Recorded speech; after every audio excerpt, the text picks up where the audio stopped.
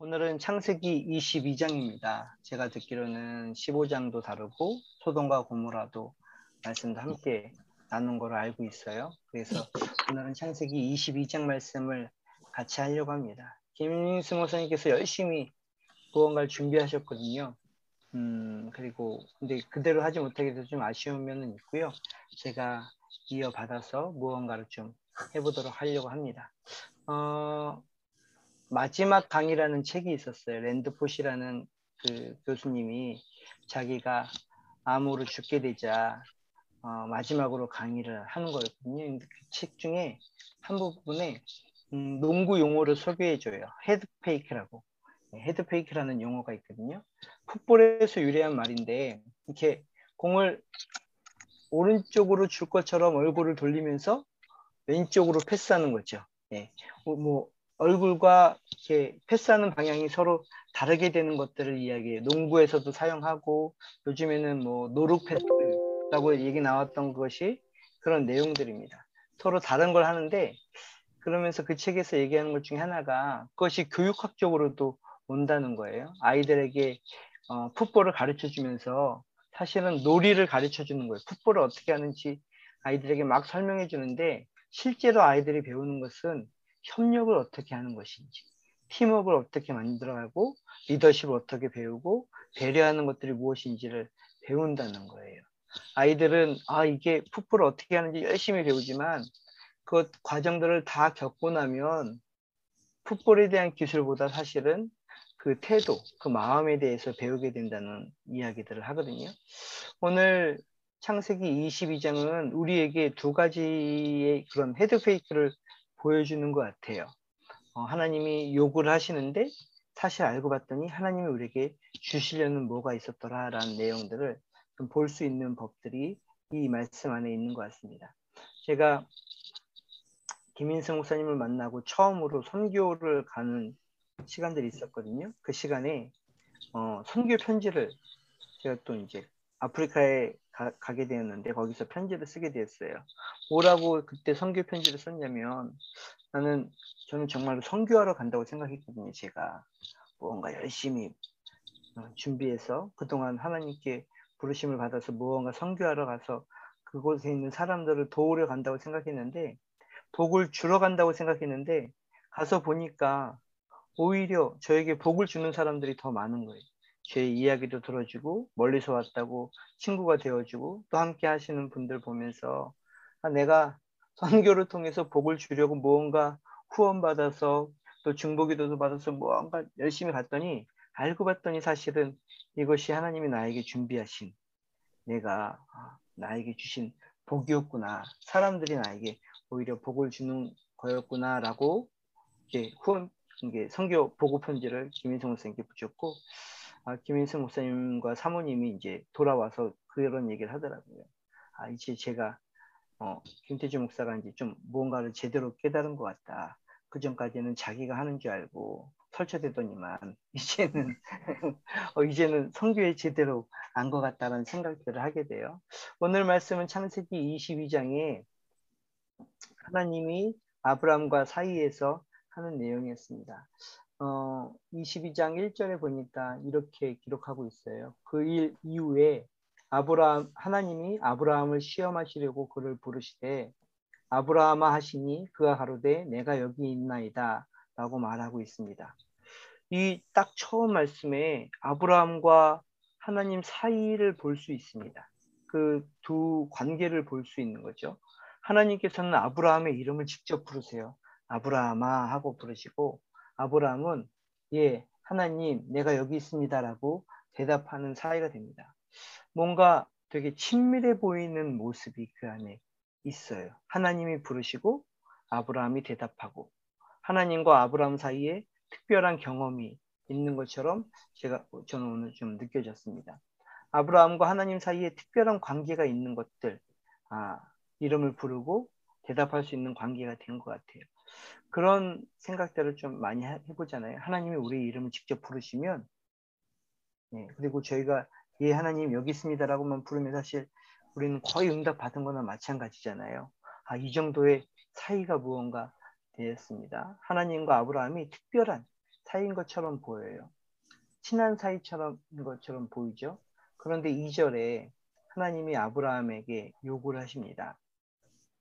어떤 요청을 하시는 거죠. 친한 사이에 할 수 없는 요구예요.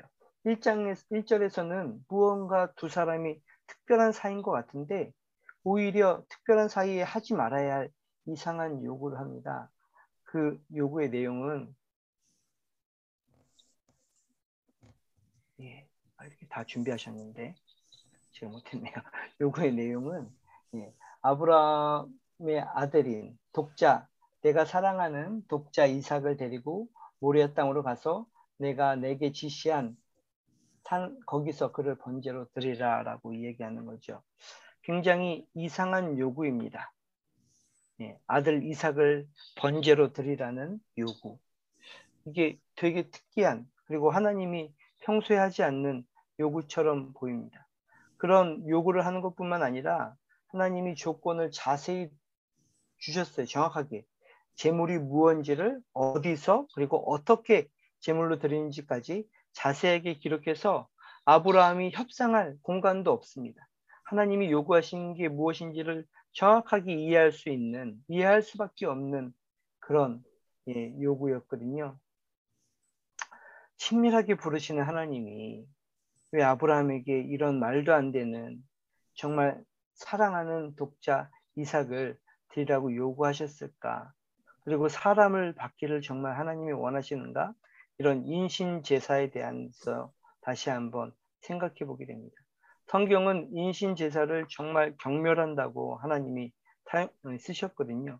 하나님이 싫어하는 것 중에 정말 싫어하는 것 중에 하나가 사람을 제물로 드리는 어떤 행동이라고 성경에서는 많이 표현하고 있는데 창세기 22장에 믿음의 조상, 첫 번째 믿음의 조상이었던 아브라함에게 왜 이런 요구를 하셨을까라는 생각들을 하게 되고 친한 사이에 왜 이렇게 하실까라는 생각들을 해보게 됩니다. 그런데 인신제사에 대해서 좀 알아보면 인신제사는 그 당시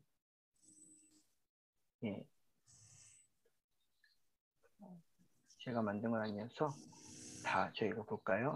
인신제사는 고대 문명에 많이 있던 제사 방법이었습니다. 고대 인신 공양이라고 얘기하면서 올멕이나 테오티우칸이라는 지역에서도 이 제물로 사람을 드리는 일들을 많이 하게 됐죠. 특별히 그 아즈텍 문명에서는 멕시코에 있는 아즈텍 문명에서는 이 인신 제사를 수없이 많이 했습니다. 아즈텍 문명은 특별히 자신의 신들이 태양신이 피로 움직인다고 생각했거든요. 근데 신의 피가 부족하니 사람의 피로 우리가 대체하자라고 얘기하는데 자기네 피로 대체할 수 없으니까 그 주변에 있는 부족들을 다 점령하기 시작한 거예요. 전쟁을 한 이유가 그들의 피를 받기 위해서였고 그들을 계속 가두어두고 노예로 삼고 일시키는 것도 있지만 특별히 그 개체수가 늘어나게 해서 때마다 어떤 시간마다 그 사람들을 하나님 그 피로 드리는 것, 사람을 죽여서 심장을 꺼내서 태양신에게 바치는 일들이 아즈텍 문명에서는 많이 일어났습니다. 잉카 문명에서도 마찬가지였습니다. 그리고 미야 문명에서도 당시에 이 얘기 했어요.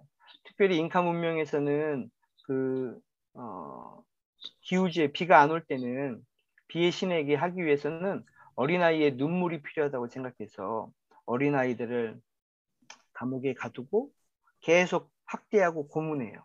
아이들이 울도록. 그래야 그 눈물이 하늘에 닿아서 비의 신이 비를 내려준다고 생각했습니다. 그래서 수없이 많은 아이들의 고문했던 흔적들이 잉카 문명에, 아즈텍 문명에 남아 있습니다. 많은 사람의 수를 죽여가면서 얘기고요. 그렇게 하면서 그들이 원했던 것, 그로 인해서 자신이 풍성해질 수 있다 생각했거든요. 제가 이게 한국에 있는 중남미 문화원에 갔는데 거기서 아주 놀라운 광경들을 정말 보게 돼요. 자료들이 있는데 아즈텍 문명이 얼마나 많은 사람들을 죽였는지 자기 부족의 한 10배 이상의 사람들을 죽이게 돼요. 그리고 그 중남미 문화원에 쓰여 있습니다. 이유는 옥수수가 더 많이 자라나게 하기 위해서라고 써 있는 거예요. 신에게 피를 태양신에게 바치고 태양이 강력하게 내리쳐서 옥수수가 잘 자랄 수 있도록 해주길 원하는 것, 그들이 가지고 있었던 인신 제사의 방법이었습니다. 멕시코뿐만 아니라 이런 중동에서도 이런 일들이 일어났습니다.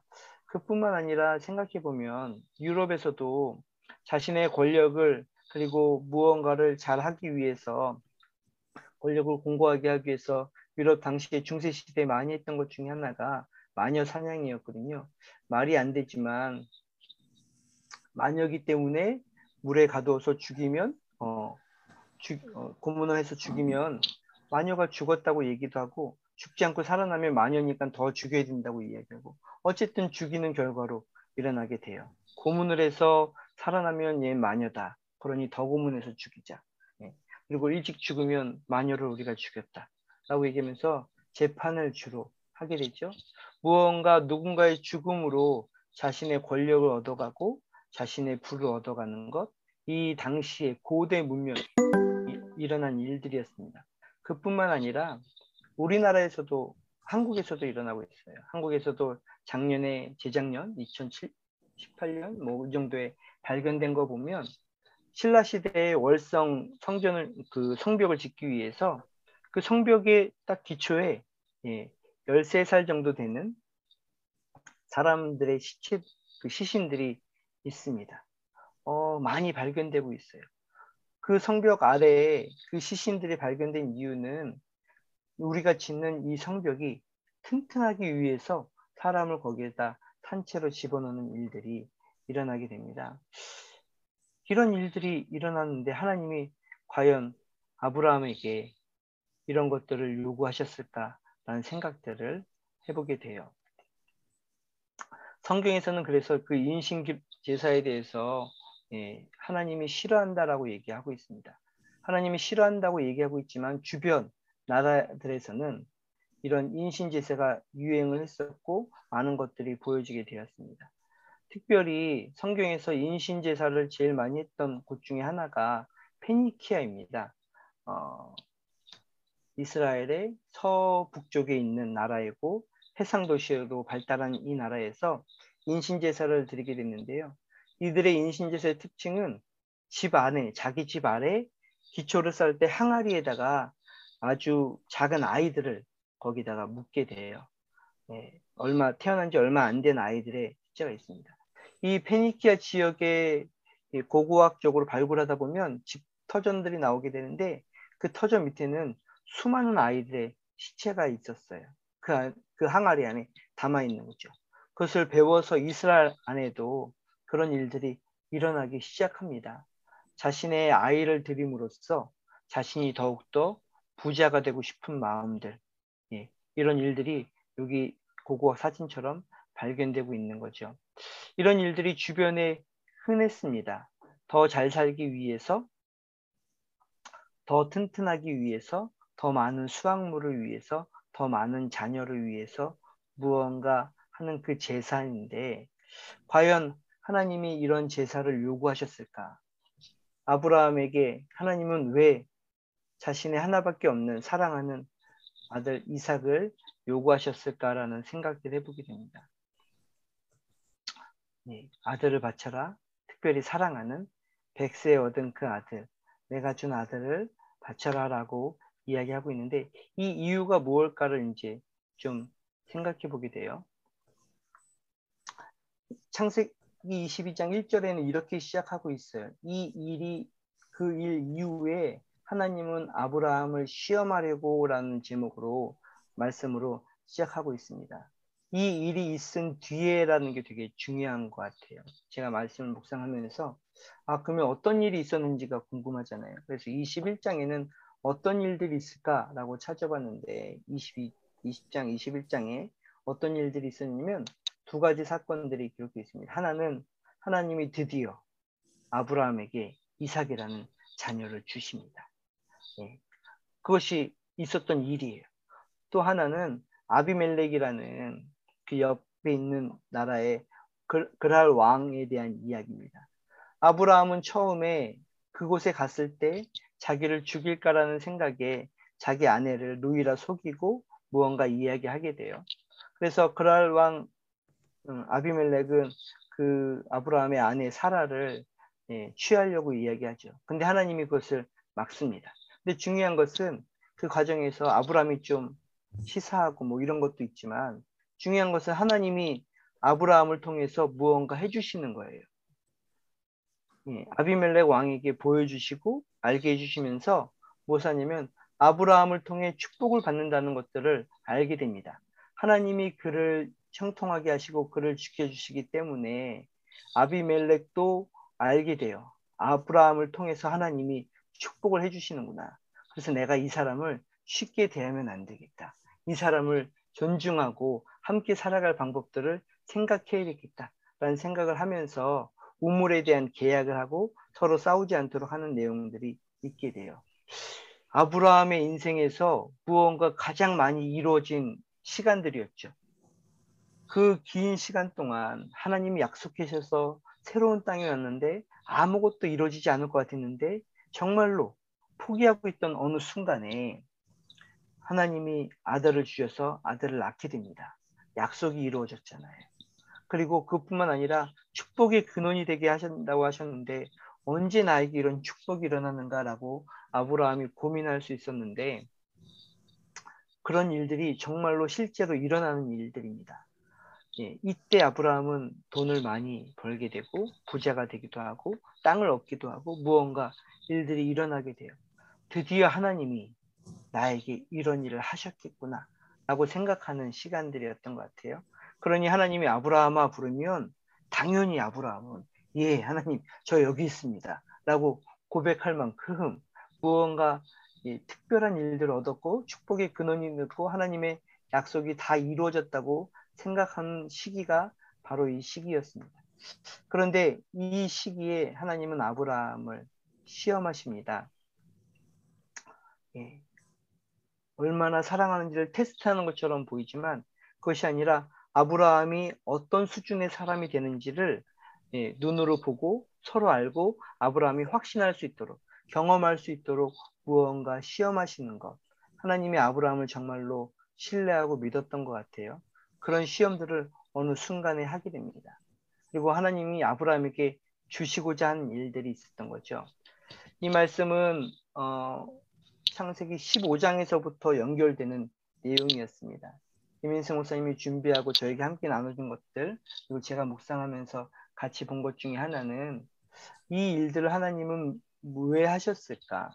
그리고 이것을 통해서 아브라함은 어떤 사람이 되었고 무엇이었을까라는 생각들을 해보게 돼요. 이 일이 있은 후라고 시작하는 그 내용은 창세기 15장과 17장과 연결됩니다. 15장은 김인성 선생님이 2주 전에 하셨듯 하나님이 우리와 계약하는, 언약하는 장면입니다. 우리가 잘 알듯 아브라함은 하나님의 약속에 의해서 무언가 시작하게 됩니다. 내가 너에게 지시할 땅으로 가라는 그 약속 하나로 아브라함이 여행을 떠나게 되죠. 그리고 나서 하나님이 약속합니다. 이곳에서 가나안에 도착했을 때 이곳에서 내가 너에게 나라와 자녀를 줄 거고 너가 복의 근원이 될 거야. 약속을 해주세요. 그런데 창세기를 보면서 아브라함은 궁금한 게 있었어요. 15장 가서 하나님께 묻게 되거든요. 하나님, 이것이 어떻게 우리에게 이루어지겠습니까? 어떻게 나에게? 그거 보면 아브라함의 인생이 아브라함이 생각만큼 하나님의 약속이 이루어지지 않는다고 생각했던 것 같아요. 내가 여기 왔는데 기근이 있고 어려움이 여전히 있는 이유는 무엇입니까? 라고 질문할 수도 있고 그런 가운데 불안과 두려움이 있었죠. 자기가 아무것도 할 수 없으니 전쟁을 잘할 수 있을까라는 두려움과 과연 나의 미래가 어떻게 될까라는 불안함에 하나님께 질문하게 됩니다. 어떻게? 라는 이야기를 하게 되고 그 15장에 하나님이 대답을 해주세요. 어떻게 됩니까? 라고 얘기할 때 아브라함에게 불러서 뭘 하냐면 동물들을 가져와서 그들을 쪼개서 그리고 그 안에서 하나님이 먼저 지나가십니다. 그리고 계약을 하는 방식이었어요. 고대 중동 지역에서 어떤 재물을 두고 약속을 하면서 그 사이로 지나가게 됩니다. 양방이 서로 지나가게 되는 거죠. 그러면서 계약이 이루어지는 거예요. 어떻게 이루어지냐면 그 동물이 쪼개진 사이를 지나가면서 만일 우리가 이 약속을 지키지 않으면 나도 이와 같이 저주를 받을 거야 라고 마치 약속하는 것과 마찬가지예요. 그러니 반드시 이루겠다라고 하는 약속인 거죠. 하나님이 먼저 그 아브라함이 쪼개놓은 동물들 사이로, 재물들 사이로 지나가게 됩니다. 하나님은 약속하신 거죠. 내가 너에게 약속했던 것, 이제 계약으로서 완전히 사인할게. 무슨 일이 있어도 나는 이걸 지킬 거고 이 일을 완성할 거야 라고 하나님 입장에서는 무언가 해주시는 게 창세기 15장에서 일입니다. 근데 15장을 잘 보면 하나님은 그 재물들 사이로 건너가는데 아브라함은 아직 건너가지 않아요. 다른 동물들만. 아브라함이 건너가지 않자 독수리 같은 새들만 그 사이로 지나가게 되고 아브라함은 그걸 쫓아내는 일만 하게 됩니다. 이 말씀을 보면 아브라함은 아직 자기가 무엇을 할지는 대답하지 않은 상태입니다. 그 17장에서도 또 비슷한 일들이 일어나면서 하나님이 약속하죠. 그때 아브라함이 계약한 약속 중에 하나는 할례를 하는 것이었습니다. 자기의 연약함을 만들 수 있는, 오히려 자신을 연약하게 만듦으로써 하나님께 계약하는 무언가 했는데 아직도 아브라함은 정확하게 무언가를 하지 않습니다. 그런데 하나님이 이제 22장에 아브라함에게 요구하는 거죠. 너의 사랑하는 아들, 하나밖에 없는 아들, 사실 하나가 아닌데 그 주문에 보면 이스마엘도 나오잖아요. 그런데 거기는 사랑하는 너의 독자, 예수님께서 썼던 그 표현을 쓰면서 그 아들을 바치라는 이야기들을 하게 됩니다. 이 아브라함에게 이삭은 사실은 뭐 가장 사랑하는 부분이고 어쩌면 아브라함이 제일 쉬운 거 하나님이 요구할 때 아브라함이 할 수 있는 말 중에 제일 쉬운 건 하나님 차라리 제가 죽으면 안 될까요? 이렇게 얘기하는 게 어쩌면 더 쉬운 것 같아요. 대부분의 부모들이 자녀들을 위해서 그런 마음을 갖든 내가 잘 되는 것보다 나의 자녀가 더 잘 됐으면 좋겠습니다. 그들의 미래가 더 밝았으면 좋겠습니다라고 기도하고 하는 것처럼 아브라함이 할 수 있는 것 중에 하나는 차라리 자기가 죽으면 좋겠다라고 이야기할 수 있는 건데 하나님은 정확하게 그 약속의 아들 이삭을 바쳐라라고 이야기하고 있습니다. 이 말씀을 보면서 제가 생각하는 것은 뭐냐면 이삭은 하나님이 주시려고 하셨던 모든 약속의 집합입니다. 아브라함이 생각하는 하나님이 나에게 주는 축복이 이거다라고 생각을 했어요. 나에게 자녀가 생기고 나에게 땅이 생기고 내가 안전해지는 것, 이것이 하나님이 나에게 주시는 축복이다라고 생각한 거죠. 그런데 하나님은 그 시간에 그것들을 다 주면서 사실은 그것을 포기할 수 있겠니라고 질문하는 장면입니다. 제가 제일 처음에 이야기했던 헤드 페이크라는 걸 통해서 알 수 있는데 하나님은 사실 아브라함에게 주시려고 했던 약속과 계약의 내용이 무엇이었냐면 하나님 자신이었던 것 같아요. 내가 너와 함께하고 내가 너를 축복하는 거야. 너와 내가 함께 있으면 돼 라고 생각하는데 아브라함은 이삭이 생기는 순간 그리고 그에게 많은 것들이 생기는 순간 나의 축복은 하나님이 아니라 내가 받은 이런 일들이야 라고 생각할 수 있었던 것 같습니다. 그래서 하나님이 이야기하시는 거죠. 이삭을 바쳐라 라는 내용의 가장 큰 내용은 나를 가질 수 있겠니? 나를 의뢰할 수 있겠니? 너가 의지하는 그 축복들을 포기하고 정말 축복인 하나님을 받을 수 있겠어? 라고 이야기하는 거죠. 하나님은 우리에게 주시려고 하는 것이 바로 그 내용이었습니다. 우리에게 복도 주시고 우리에게 건강도 주시고 우리의 삶을 인도해 주세요. 그런데 가장 우리에게 주기 원하시는 것은 하나님 그 자신이었거든요. 근데 아브라함은 이것들을 지나가야만 그 쪼개진 사이로 지나가야만 그 계약이 성립이 되는 거예요.